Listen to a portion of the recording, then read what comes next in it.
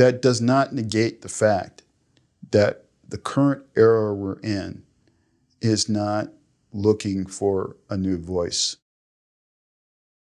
Do you feel movies today are less entertaining than they used to be? Yes. That's absolutely.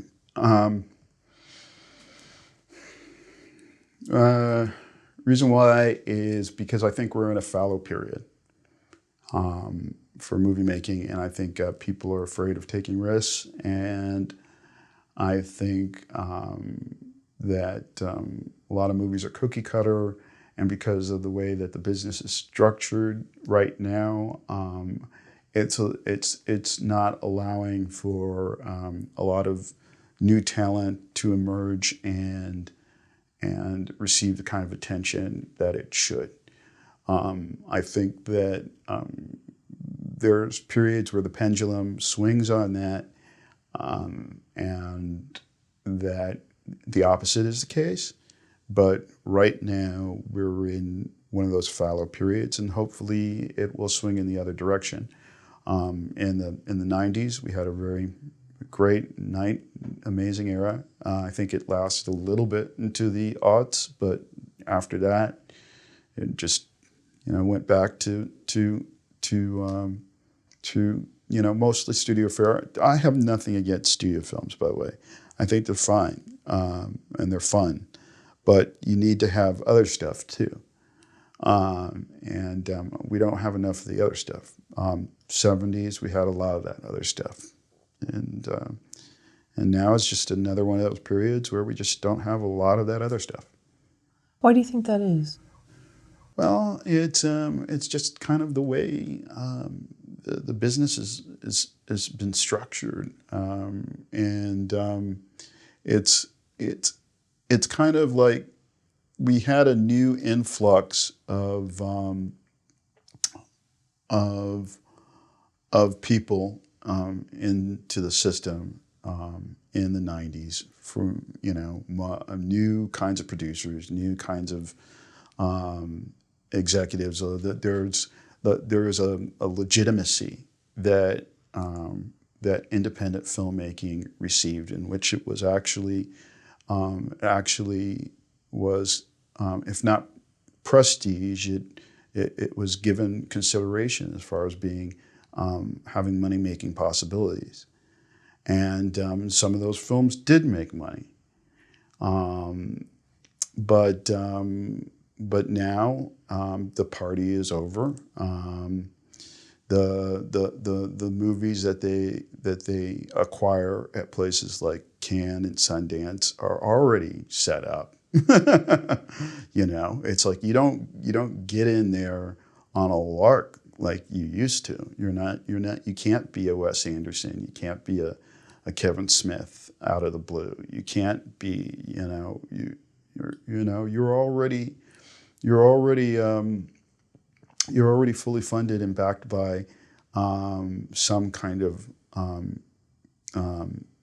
corporate arm that allows you those kind of opportunities. And that's just the case. Once again, I have no judgment over those things. It's just the way it is. I'm hoping that because of the streaming territory that we're in now, that sort of allows a little more wriggle room for that to see the light of day, in which there can be new kind of talent taking advantage of those sources. But I don't see where the evidence is of it yet. Hopefully there will be. Do you think filmmakers are forcing a message in today's films? I don't think that. I don't think that there's. Okay, that's a complicated question, and I'm going to answer it like this. I enjoy watching Martin Scorsese movies, and I really enjoyed watching The Irishman because I thought it was a great historical roadmap, and it had a greater message about the American story. And I am so glad that someone like that, even though he has to fight for it, and given his status as a filmmaker, that someone like that has the luxury to have that kind of message that he can put forth in his films. But not everybody has that luxury, and not everybody has that kind of opportunity. And certainly, the new Martin Scorseses, the young Martin Scorseses, the female Martin Scorseses, the black Martin Scorseses, the Asian Martin Scorseses aren't getting that opportunity. And because they all have statements that they want to make about America. and those aren't sellable in today's market. You know, those aren't things that people want to necessarily finance. And it is what it is. Now, I'm not saying that, you know, finances are bad or studios are bad and they're the boogeyman or anything like that. I think that's really a horrible attitude to possess. I think there's a lot of filmmakers that are proponents of a sort of victim-like stance. But that does not negate the fact that the current era we're in is not looking for a new voice vigorously. So the Martin Scorsese that was able to tell The Irishman, how different was that person that told the story of Taxi Driver, Travis Bickle? I really don't think much of a difference. I mean, I think it's the same spirit. You know, I think he's an incredible filmmaker, and he's evolved. Oh yes, but I don't think he is much different. But he was able to solidify a reputation, and I believe it was 1978 that Taxi Driver came out. Or was it 76 or 78? I think it was 76. Seems like it was earlier, yeah, maybe 76. But, I'm not sure though. But yeah, so he was able to settle a reputation down,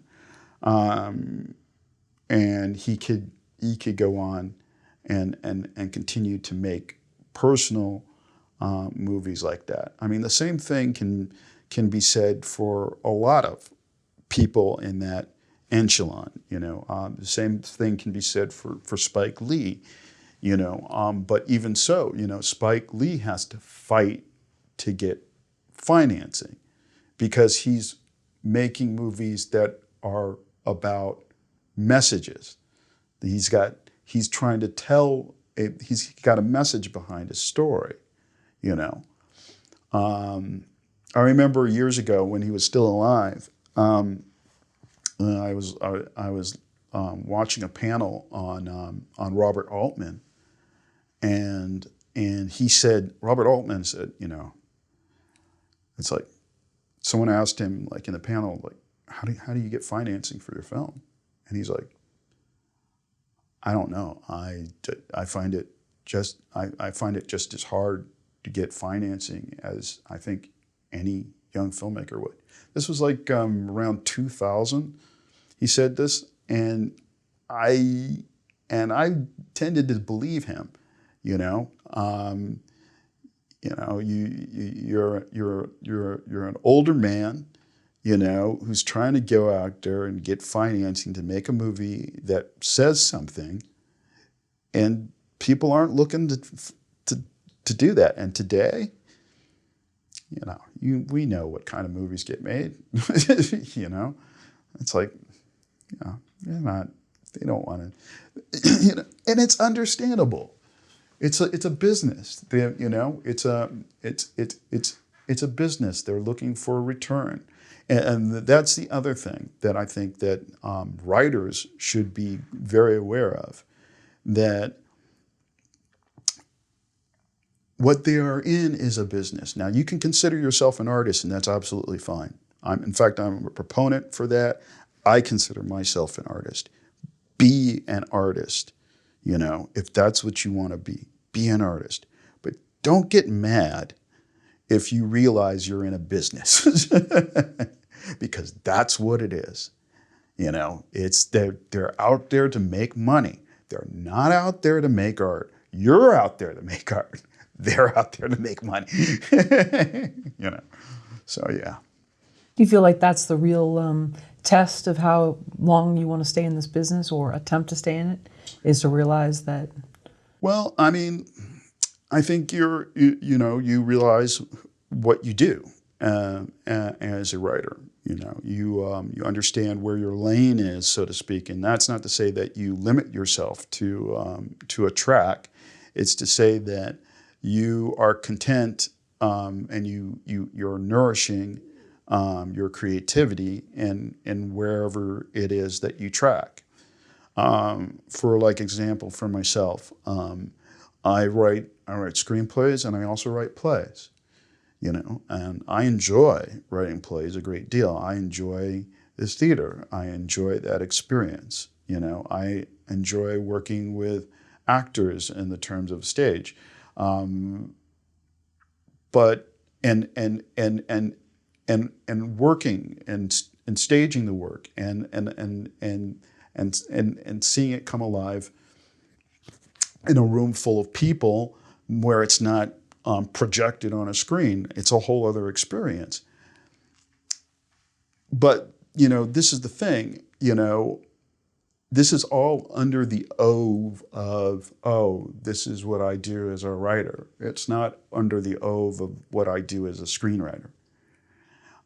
So at any one point or time, you know, I can take my frustrations to writing a play and go down the street, get some friends together, go into a theater and say, hey, let's hear this out loud. You know. So, I mean, that's my feeling on it. And there's plenty of other writers that do the same thing. You know, we've got writers that cross both fields. Aaron Sorkin, Tracy Letts, David Mamet, Susie Laurie Parks. These are all playwrights and screenwriters. Ask them what they do. Aaron Sorkin's never going to say, oh, I'm a screenwriter. Aaron Sorkin's going to go, I'm a writer. I write. That's what I do. You know? Same can be said for other people that cross the other mediums of writing. Stephen King. Stephen King's not going to say, yeah, I'm a screenwriter. Stephen King's like, I'm a writer. Stephen King's bigger than any one movie. So, yeah. So,